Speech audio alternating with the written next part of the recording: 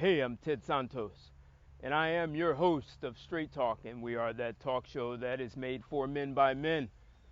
You know, me man, you woman. We are the talk show that every man has an opportunity to freely express himself, and we are taking on life, love, and relationships always from a man's perspective. And from time to time, I like to do videos. Sometimes I do live. And I want to take on a huge conversation today. I have top 5 ways to change at the speed of change. So is that just a kind of a catchy topic, or can you literally change at the speed of change, or even change before change actually changes? So I want to go down this, and we're going to go down the top 5. And this topic is so vast that if I spent 5 days training people as a group and it was 8 hours a day, I wouldn't exhaust all the tools and the kind of transformation that requires to accomplish that which I'm referring to. So for me, it's a favorite topic. I'm out in the woods, you can see, right? It's supposed to be about 95 degrees, and I figured, hey, I couldn't do this inside. I wouldn't want to miss out on the opportunity of catching that 95-degree weather. So I have a few flies and bumblebees, so if you see me sort of swatting, uh, I'm just dealing with the forces of nature. Not that I'm not a force of nature myself. So this topic is important to me.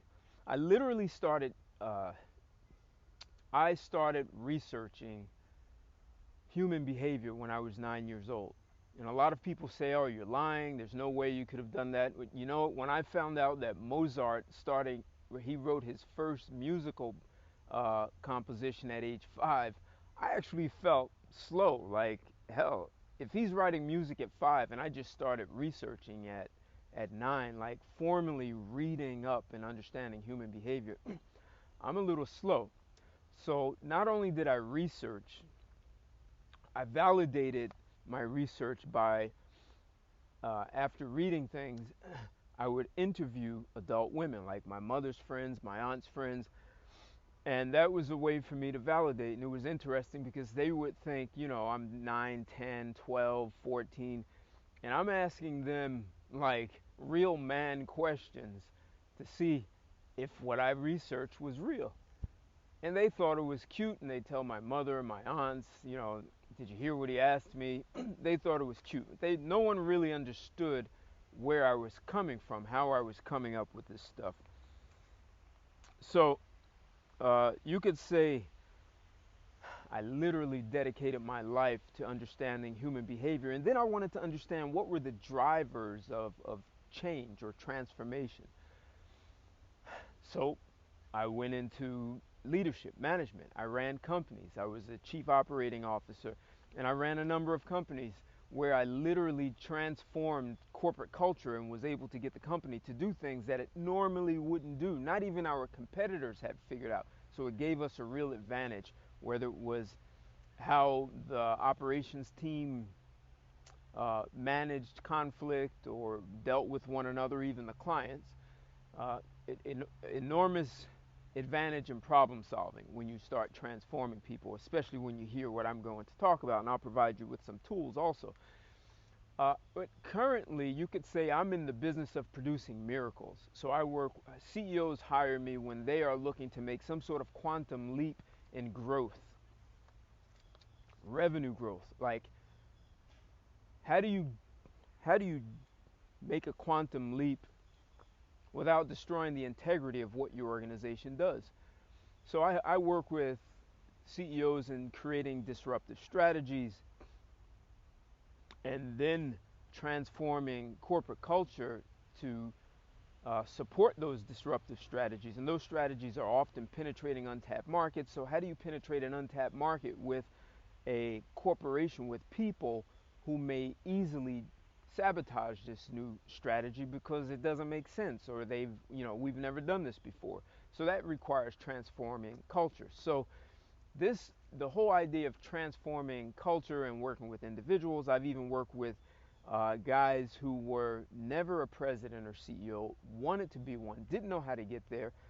And so I trained and developed them so that they actually started getting the interviews, were hired, and became a CEO of a company. So there's a lot, uh, there's a huge commitment on my part when it comes to transformation of individuals and cultures. And I'll say this is probably the most important topic in the world, and unfortunately, it's not handled that way. Um, and probably it's not handled that way because many people believe that the world has been changing already, right? So we're changing faster than ever, they'll say. And some people will say, hey, we're changing about at the same rate they were changing in the Industrial Revolution.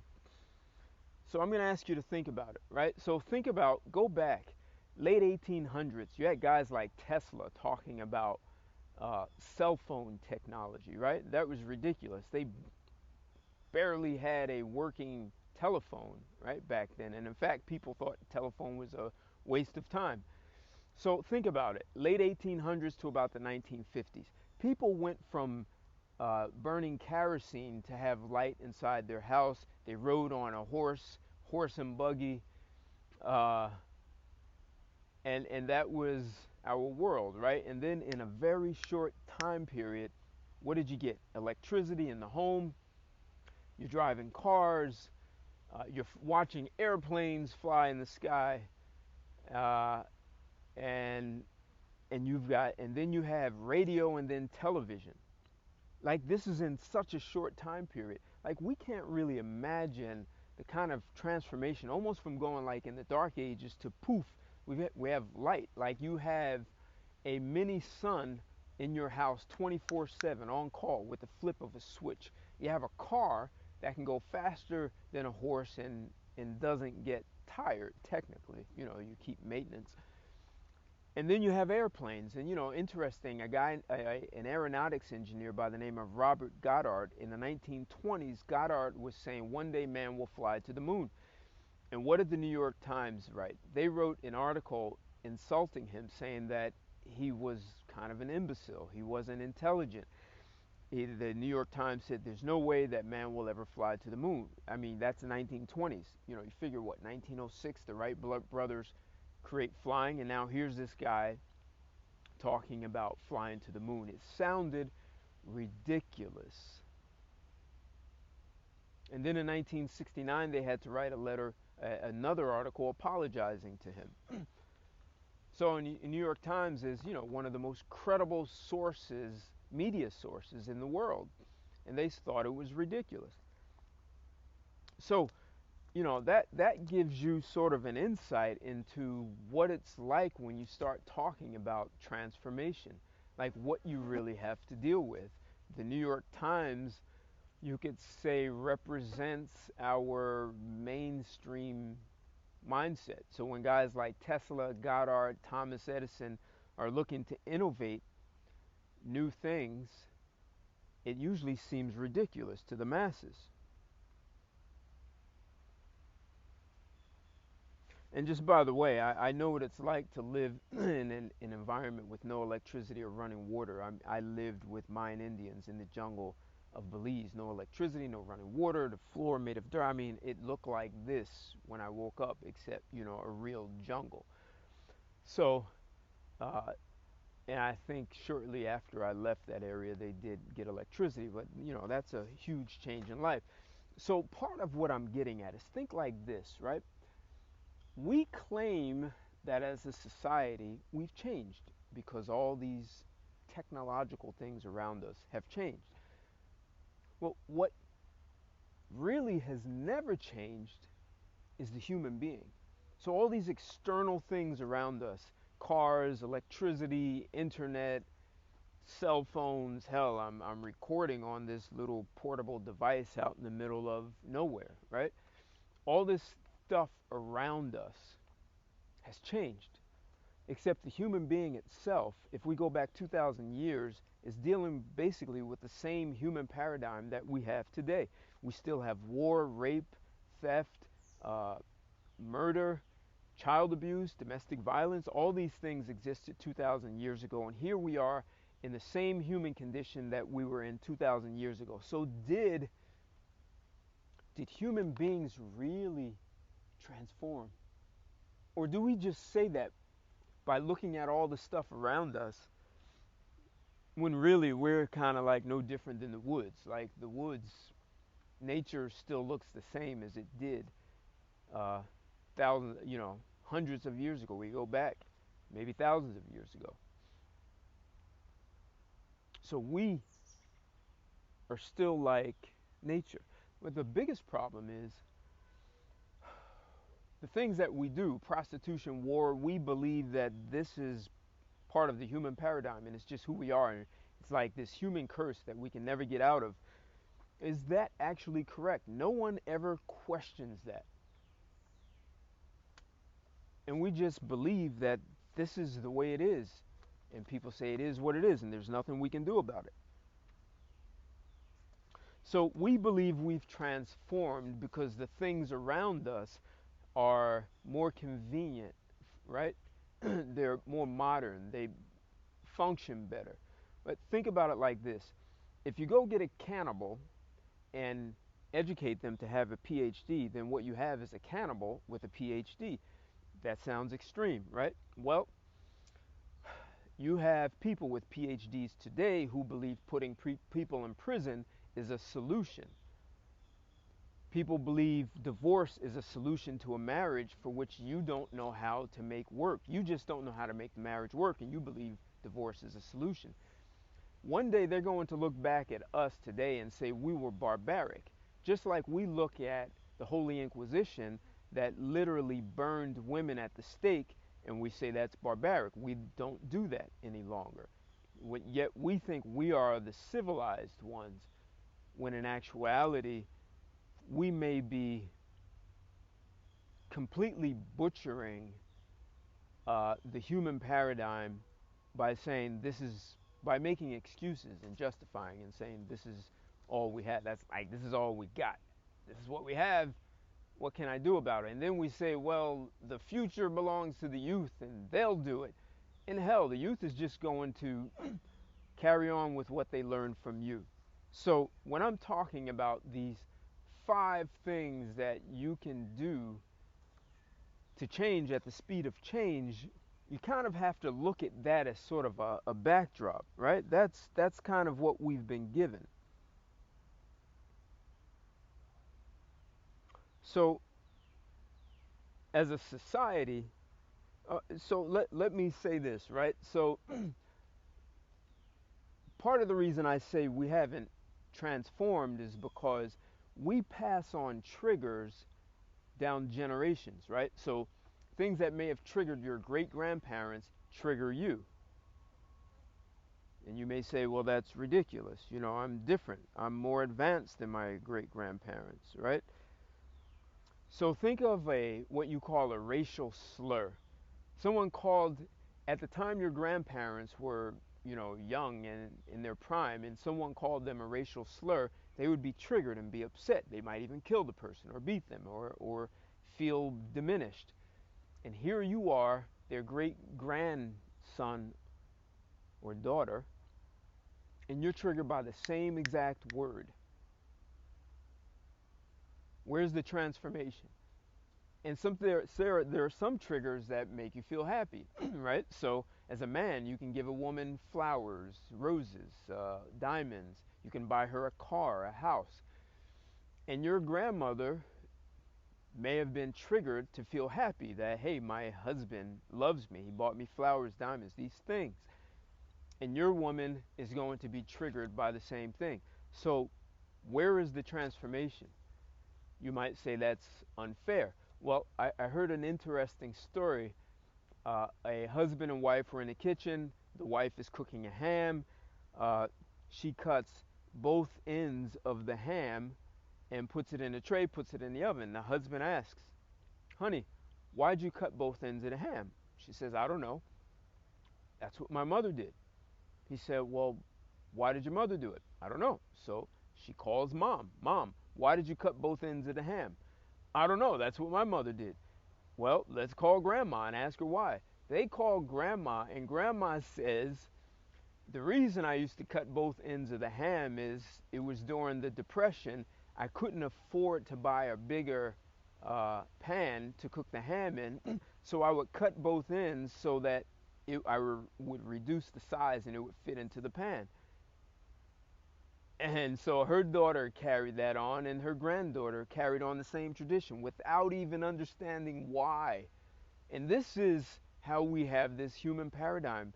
We engage in behaviors and in a mindset and thought processes without even understanding where they come from. We just follow them. And that gets me to my top 5 ways to change at the speed of change. So if you understand that people are just going along sort of to get along, here's goes number 5. The way to change at the speed of change is to embrace criticism. Yeah, and I know people will say, "Oh, you've got to have tough skin, right? That tough skin, I can take it. Beat me up." No, I'm not saying that. Not at all.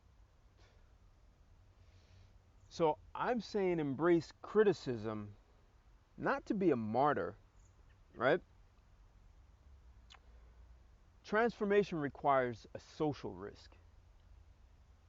So when you look at guys like Copernicus and all of Europe believed that all the planets revolved around the Earth, including the sun, Copernicus took a social risk and said, "Hey, uh, the Earth and all the other planets go around the sun, right? That's why you can't." He was telling scientists, astronomers, the reason why you can't properly calculate time and other things is because you have this sort of narcissistic perspective about all the planets going around Earth when we are actually going around the sun.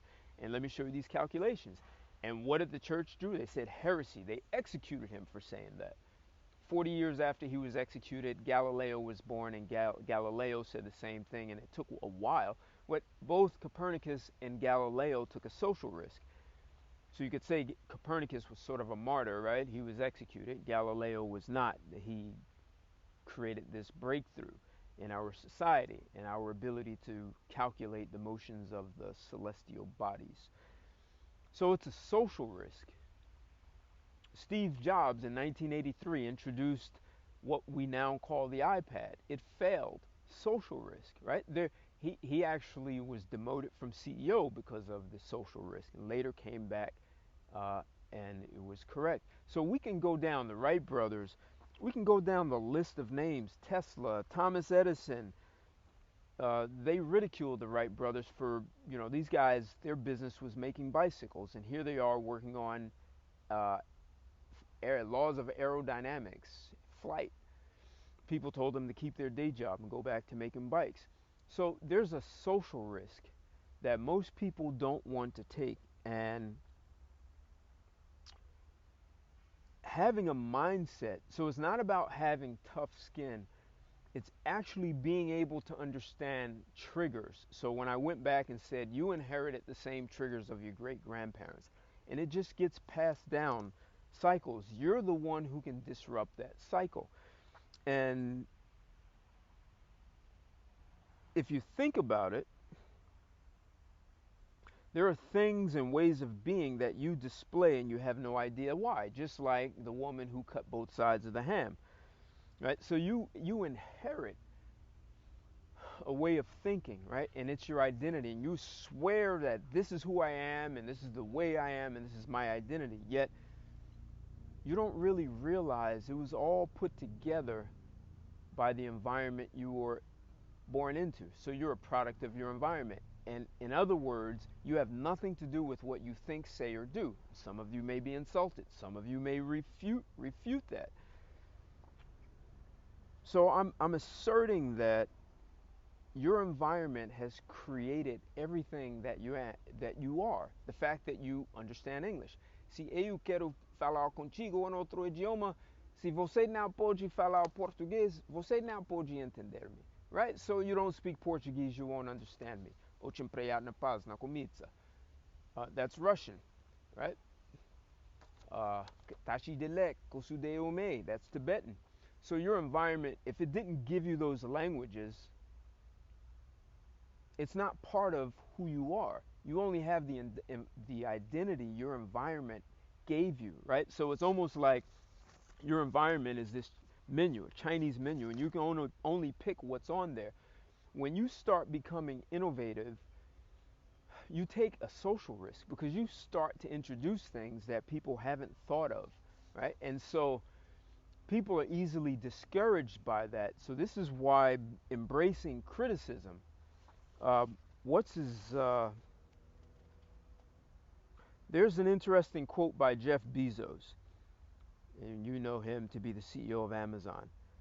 Uh, he summarized the essence of leadership challenge when he said, anytime you do something big that's disruptive, there will be critics. We, Amazon, are willing to be misunderstood for long periods of time. You see, that is a key to being able to manage and deal with yourself and your environment uh, for change, right? So I'm asserting that you literally have nothing to do with your life. So that's why when you want to do something different and your environment criticizes you, you back down and go get back in line and fit in.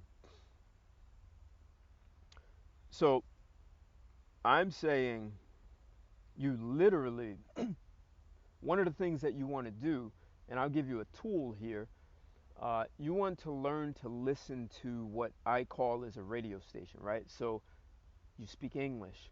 Uh, this is what it means to be funny. This is what it means to be intelligent. This is what makes you happy. This is what makes you sad. This is the racial slur that should upset you.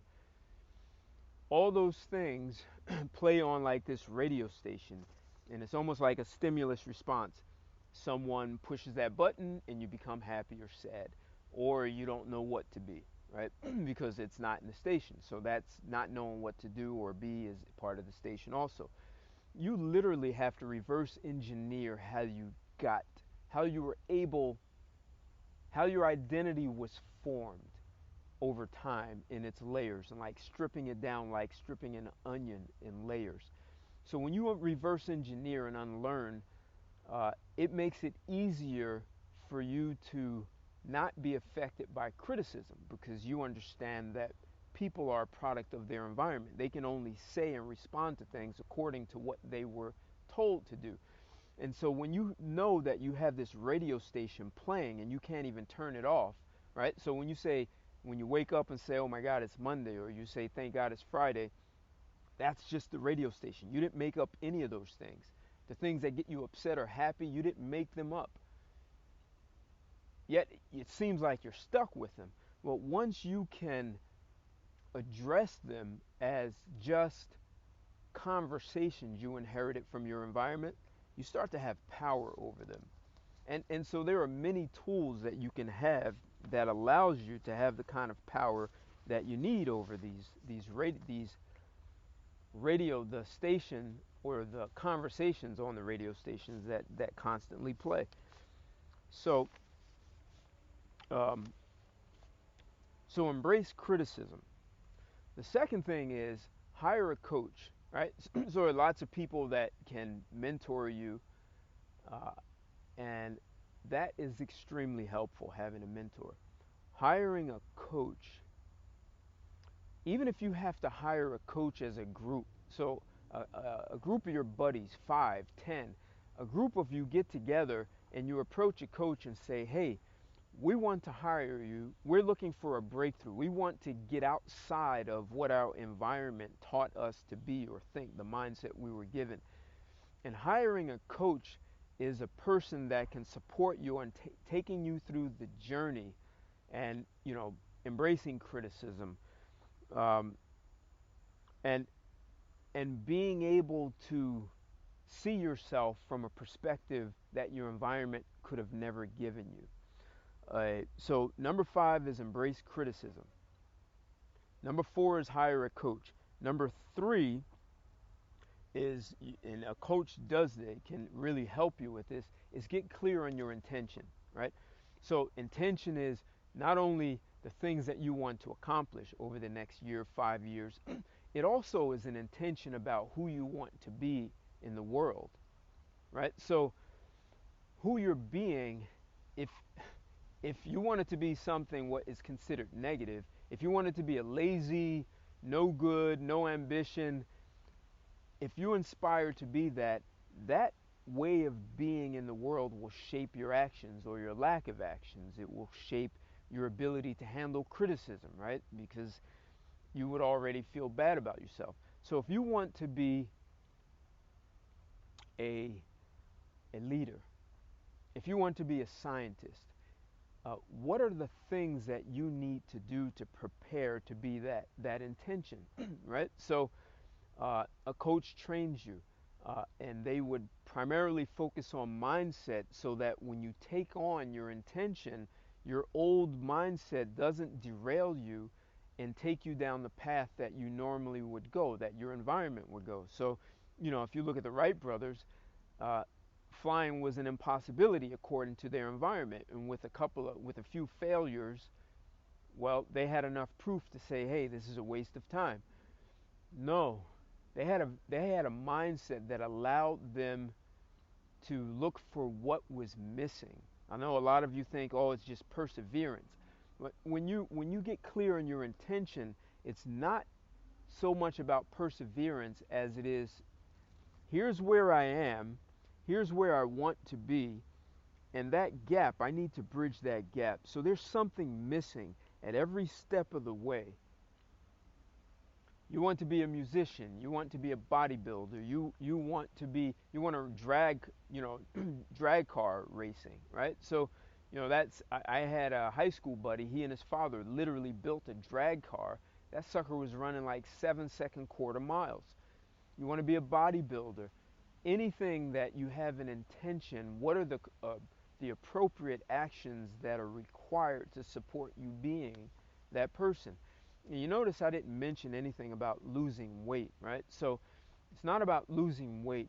It's if you want to be this physically fit person that can accomplish certain things like mountain climbing um, or bodybuilding or being a model or whatever the things that you want to do. You walk into a room and you knock people's socks off. That's very different than losing weight. And this is where losing weight, a coach is important, because you can have all the knowledge in the world and people have that at their fingertips on how to lose weight, yet people still don't lose the weight. A lot of it, the the heart of it, the essence of getting the body you want is really your mind and how you see yourself already. So the knowledge, the information itself is worthless if the way you see yourself is fat, and the reason why you see that is what you have to get at, right? So number 3 is get a clear intention. Number 2 is find friends that embrace your intention. And if you really want a strong group of friends, you want to create a mastermind group. So, and the mastermind group becomes bigger than just the friends. But if you think about it, right, most of your friends are people who think like you, and they support you. You see it with women who say, oh yeah, you don't need a man, and you can do it all on your own, and meanwhile, that woman is miserable, right? Except her friends support this notion of their environment saying, I don't need a man. And in the long run, it doesn't work. So find friends who think the opposite of you. And what you'll find, you probably know someone who pisses you off. You can't stand them. You want to be antagonistic no matter what. And it has nothing to do with that person. They kind of disrupt what you call reality. They make you question yourself. They make you question your past. They make you question where you quit on yourself. And it's like you can't be with a person who makes you question yourself. And they may not even realize you're questioning yourself. So I'm going to give you another tool. One of the worst things human beings are taught to do is to look for agreement or disagreement. If you could engage someone in discourse where it's an exchange of ideas, you don't even have to like what they're saying. Engage in what they're saying, understand what they're saying. So if you find friends who do not think like you, they think, whether you call it opposite or they think in a way that leaves you feeling invalidated, that's someone to make your really good friend. And you want to understand why they think the way they do. Because then you'll learn some things about yourself that you didn't even know you didn't know. So if you can shed, and a good coach will help you shed this notion that you have to agree or disagree. Because agreeing with someone, that's not too powerful, right? So that's the way we're taught to listen. We don't really listen to people. We listen for whether we agree or disagree. And if we disagree, we have to invalidate, because that's really kind of we're protecting our own identity, which is a product of our environment. And like we have to almost protect our own environment because, hell, my environment was a good environment. I'm smart, right? So how could someone invalidate my environment? I have to protect it so I don't feel invalidated or wrong or even dominated. So we have to avoid this domination. So I'm saying find friends who do not think anything like you and sit down and engage them. And if you build a mastermind group, the mastermind group goes beyond these people supporting you to get to your intention, right? Especially if, you know, you want to become a bodybuilder and you become friends with other bodybuilders. There are lots of things that you can learn about lifting, how they think, uh, how they sleep, how they engage the world that you just wouldn't have insight into until they become your friends. However, two things. Don't just become a bodybuilder to say I did it, or to build a drag strip car. Have some intention to be a champion. Bring home the gold medal. Right? That's very different than doing it just to do it, just to be different from your past. And the other thing is, once you accomplish what you set out, your intention, whether it's to be highly intelligent, create a mastermind group that can support you to accomplish whatever's next. So just in accomplishing one thing only supports you to get to another comfort zone, right? So, this title is Top 5 Ways to Change at the Speed of Change. So changing just to change will just put you in a new comfort zone, a new identity that gets stuck. So having a mastermind group that can constantly support your next level of accomplishment that will look unlike whatever you did in the past. So that's number 2. The number 1 way to change at the speed of change is a technical term. And it deals with the brain and how your brain operates. And the word is called neuroplasticity. And neuroplasticity, well, at one time they believed human beings only had a finite amount of neural paths, right? So your neural paths in your mind, they carry electrical impulses. Literally, they are carrying conversations, belief systems, what you've seen, you heard, sensed, what you felt throughout your life. And that's kind of reality. Reality is recorded in conversations in these neural paths. And they thought that you could only get a finite amount. And what they later learned is that as an adult, you can grow completely new neural paths. And those new neural paths, well, they can give you a completely new reality.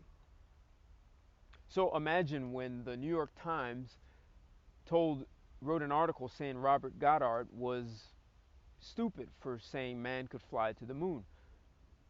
When that happened, the whole world while they were watching these NASA build these rockets, and even though it failed, like they now started thinking it's possible, it's possible. Well, they had to grow completely new neural paths to understand now that flying to the moon was possible. They created entirely new realities about flying, about travel, which made entirely new possibilities. Just the technology alone from the NASA created other possibilities in computing and algorithms and all kinds of other things. So neuroplasticity is literally growing new neural paths so that you don't have to depend on putting new conversations on top of old beliefs, because that will have you in conflict constantly, right?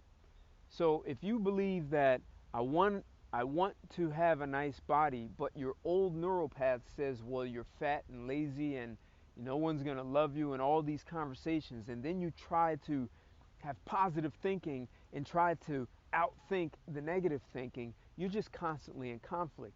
You need to grow a completely new neural path so that you can create entirely new ways of being and routines that support having this beautiful body.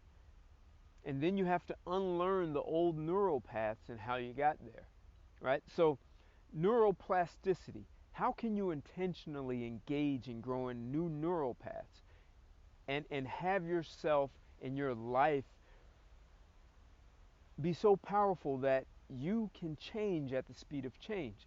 Well, you can do yoga, right? Yoga is one way. Martial arts is another way. Um, Learning a new language, international travel.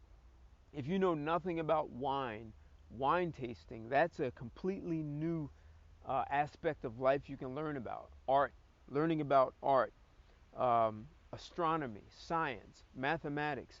All of these things, if you've never really engaged in them at a profound level, you would have to grow new neural paths to learn and understand them. And you start to see the world from a completely new perspective. And you start having this ability to connect things that seemingly are unconnected.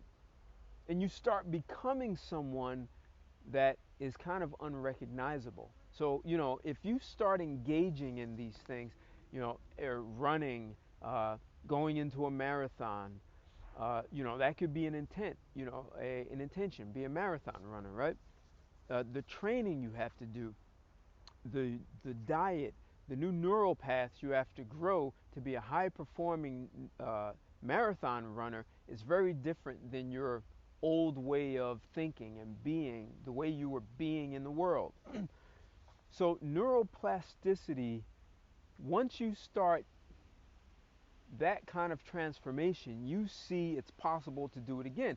However, I must warn you that when you start doing these things you've never done before and start thinking things you've never thought, there's going to be a level of discomfort, right?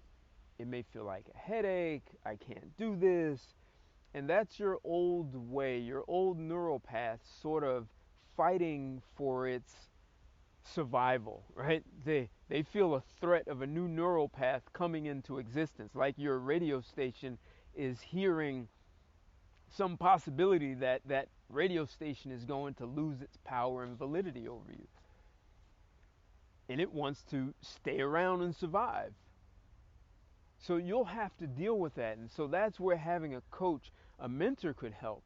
Having new friends or a mastermind group can actually support you through that. Except a coach is someone who's completely dedicated to you growing those new neural paths and experiencing neuroplasticity. That coach has to be more committed to your breakthrough than you are, because your old neural paths will tell you to shut down, close up shop, and let's go back to the past because it was comfortable there. Um, Interesting research at the at NCED and Northwestern University, and they said this is just what they found about people who engage in neuroplasticity by traveling abroad. And basically, they found that people who have lived in more than one culture, like lived in more than one country with very different cultures, they tend to be more open minded. Those tend to be the people who are better problem solvers because they can see perspectives of the problems that most people don't. People who just stayed in their hometown or just stayed in the U.S. in a monolithic culture. And people can say, well, the United States is so diverse, but you don't really know what it means to be from the U.S. until you go live in China and you see that the way they see the world and their language and what's translatable and not translatable shows you that you are not Chinese. Even the foods they eat, right?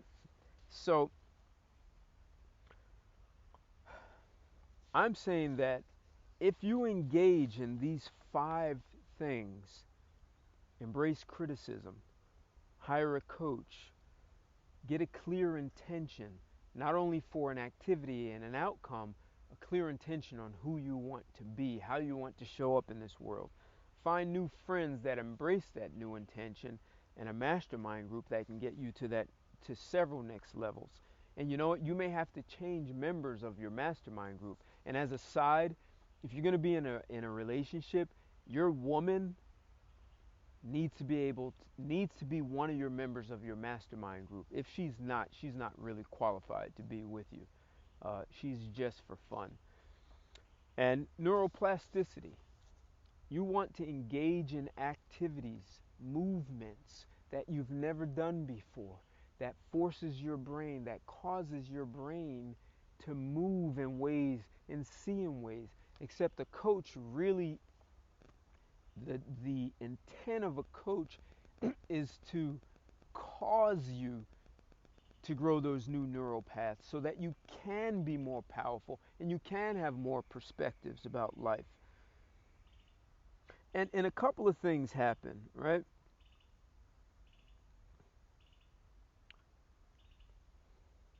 So your triggers, some of the things that triggered you will no longer trigger you, right?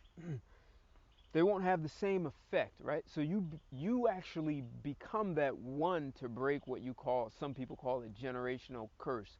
Right? I'm no longer triggered by this.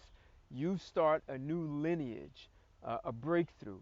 Um, your environment won't be in control because when you're triggered, either the event or the person in your environment is in control of your life, not you. Another thing, and I want to give this to you, when I'm working with CEOs, one of the things that is sort of the essence of what I'm training is disruptive leadership. I created the disruptive leadership model back in 2007. It didn't exist before that. I made it up. I made it up because I created a philosophy that says the job of a CEO, and one of the most important jobs of a CEO, is to intentionally create problems. And many of you may say, well, that's ridiculous. And talk about criticism, I've been ridiculed and said, I'm not for people. The job of a CEO is to intentionally create problems for the organization to solve. Steve Jobs was good at that.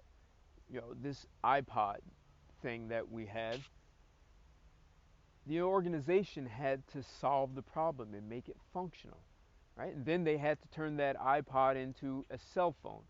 But in the beginning, people are going to think this is ridiculous. Why are we making a listening device that makes the Walkman obsolete?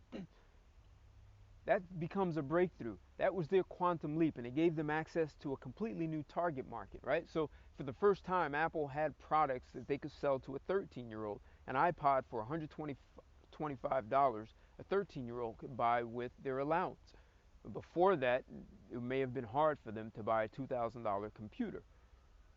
And what that did is gave them new revenue, and it actually helped create new fans, new clients, 13-year-olds who couldn't wait to get their first laptop or desktop when they made it to college. So Those kinds of breakthroughs, there are plenty of them, including the Wright brothers and Thomas Edison with the light bulb and the tape recorders. There are lots of breakthroughs where people did what I said.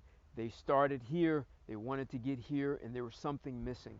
And they just peeled down the layers and they bridged that gap in what was missing.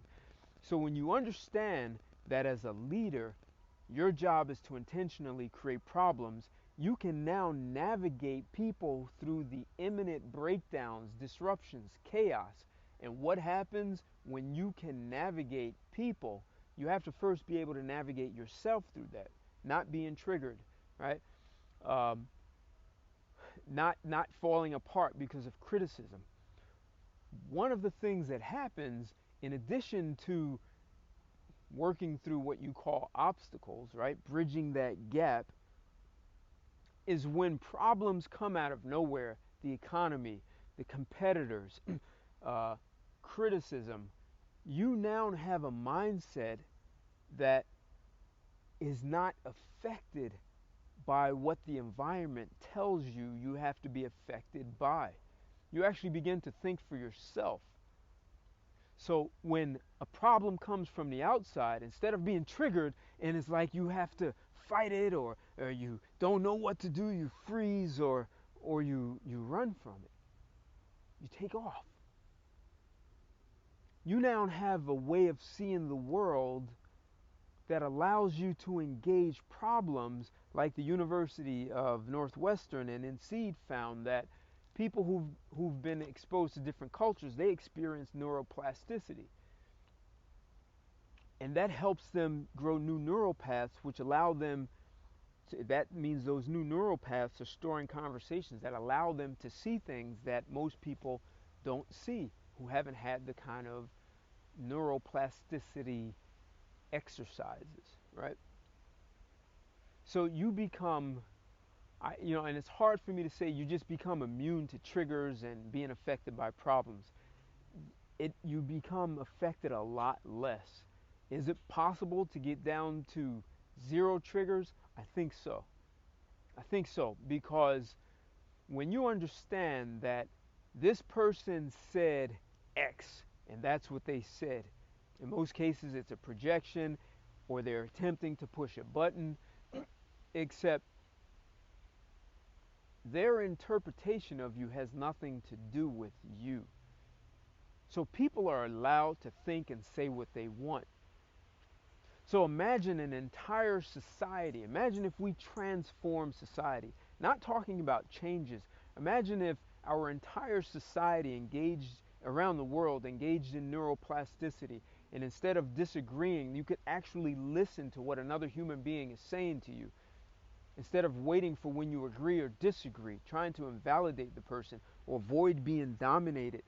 Like you can have discourse and engage in people and literally understand without being triggered. It would be a very different world. And many of you are saying, oh, that's a dream and that's utopia. Well, that's what your environment told you to say. And you'd be right. As long as you continue to think that way, you will be right. As long as people in the world believe that war and prostitution have just always been part of mankind, no one has proof that that is a fact. Yet we believe it because that's what our environment told us.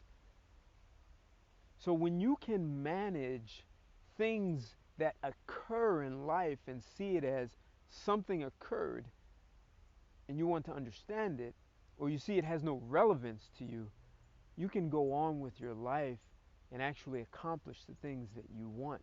And so can other people. Imagine how relationships would work, right? There would be no need for women to say, oh, men are dominating me, or I don't need a man. Some of you guys who are going MGTOW, black pill, red pill, yeah, you've already discovered not being affected by women making pejorative remarks about men. That's not your problem. They're allowed to think that way, and they'll have to deal with the consequences. So, didn't mean for this video to go so long, but I'd say this is the most important thing our world needs. And when all these external changes happen around us, a lot of people are not dealing with these changes in technology and the way their job demands that they engage the workplace, because people are being triggered by beliefs that I'm obsolete, I'm going to be unemployed, I'm not as valuable. Um, if I learn this new skill and I'm not good, maybe they're going to fire me. All those things derail people, or you get criticized for trying something new. When you train people in this disruptive leadership model, you're actually able to intentionally create disruptions and work on the gap. Like so, disruptive leadership model is very much about being powerful in that gap, that world of uncertainty where there are so many things you don't know, and you're still powerful. Most people are not powerful in chaos and uncertainty. And this model provides tools that give you the power in the face of uncertainty, disruption, chaos, problems, challenges, for those who want to use the nice word. But chaos, man. Chaos is only chaos because of the way you deal with it. So, I'll leave that as a last word. If you'd like to engage me in training in the disruptive leadership model, you can find me on Facebook. You can find me on LinkedIn. You can contact me here. You can find me at my email, which is T like Ted Santos at turnaroundip.com. And IP is like intellectual property. I'd be glad to start that conversation with you and understand where you'd like to take your life. Share this video. Share it with every man, woman, and child so that they can understand how to manage the triggers, and that they can understand that there are ways to change or really transform at the speed of transformation and be powerful in that. Subscribe to my channel.